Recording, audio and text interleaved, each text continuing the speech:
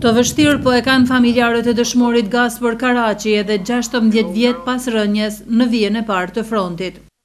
Sot më duket sikur me konte pa ngjarjen në sy.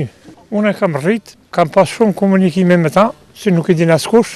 E sot me rastin e përvjetorit të rënjes u bën homazhe pranvarit dhe përmendores që simbolizon sakrificën sublime të tij në fshatin Bishtazhin të Gjakovës.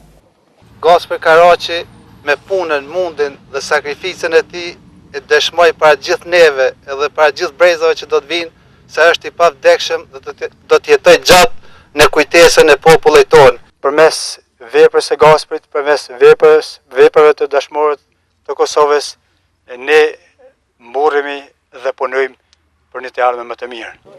Mësuesi atletari, poeti dhe dëshmori i kombit Gaspar Karaçi la në dorëshkrim një numër të konsiderueshëm krijimesh poetike, kryesisht poezi dhe një poemë të shkruara në periudha të ndryshme kohore.